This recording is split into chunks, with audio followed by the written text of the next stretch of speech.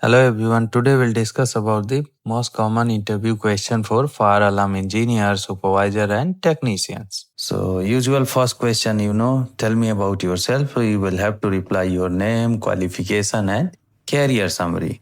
Then next question, coverage area of smoke and heat detector. So smoke detector is cover 31 square meter and heat detector is cover 11 square meter. Height requirement to install a manual call point. This is asking for MCP height. So it should be the 1.4 meter or 91 centimeter. What is the level above the ground for raised floor to have a smoke detector within the concealed space? This is asking for flash ceiling space. So that should be the 400 mm from above level. What is height between the suspended ceiling and the ceiling level a smoke detector to be provided? That should be 800 mm. It's asking flash ceiling level. If you have flash ceiling or like higher level ceiling, so that should be the 8 mm. Noise level of sounder and which location required for flasher and speaker. So noise level is at least 75 dB or is a requirement basement car mechanical room, machine room, large machine and factories. More than the 500 square meter areas. In what type of occupancy required emergency voice evacuation system? Distance between manual call point. So this is a required for large building, gross floor area which is 2800 square meter. MCP manual call point distance is the 45 meters.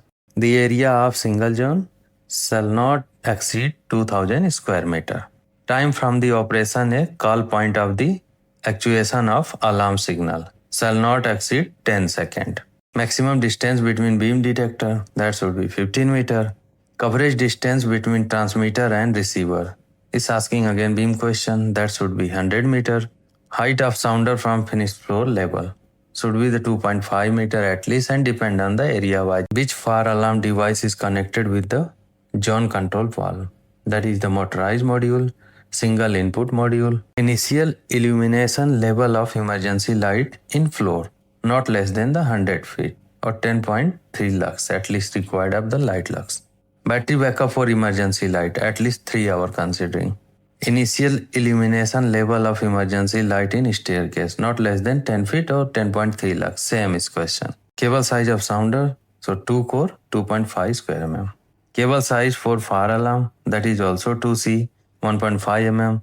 Type of cable IP200 fire rated cable. Wiring style for addressable fire alarm system, that is the class A. Highest heat resistance duration for fire alarm cable is 120 minutes. So what is the space required between each smoke detector? At least 9 meter as per the NFPA. What is the space required between each heat detector? At least 7 meter. This is also an FPA standard. What is the space required between wall and heat detector? That should be 3.5 meter. What is the space required between wall to smoke detector? That is the 4.5 meter. Maximum device allowed in single zone. Conventional system has 20, then addressable can 120. What type of detector used floor height in more than 8 meter? That is the beam detector, where you have height more than 8 meter. This is asking same like main entrance. After a fire alarm, what is the next step? The next step is verify whether is alarm real or flash. Once confirmed, silence the alarm, reset the fire panel, forward the information to civil defense DCD about the incident and the action taken. Depend on the area-wise regulations. This is an FPA standard. What fire alarm panel and system control are required for server room? So as you know, the server room is very critical thing. So server room is required clean agent fire suppression system like FM200, Novec 1230 or IG system. These are the NFPA standard. Now question is asking type of alarm and their brand. So there are 3 type of fire panels. First is addressable, second is the conventional, and third is wireless. And most common is the depend on the country wise. So you can consider the Nafco, JTAC, Cooper, Sipka, Minimax. These are the fire brand. Next question. What is a PPM? Why it is required and how it is performed? So you know the basically why we are doing the PPM to prevent the failure. This is the main reason. PPM ensure fire system work properly and comply with the safety standard. As per NFPA, fire system must be tested quarterly and detector sprinkler tested annually. PPM help prevent failure through regular inspection, testing and service. What is a fault condition in the fire alarm system? This is the troubleshooting questions. So fault or troubleshoot, you can say. So condition means there is a warning issue, device failure or power loss.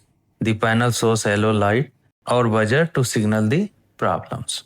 What is the difference between alarm supervisory and troubleshoot signal? So alarm is the fire detector, red light and a siren activated. Supervisory is the abnormal conditions like sprinkler valve closed, troubleshoot, fire system fault, warning issue, power loss, yellow buzzer it is.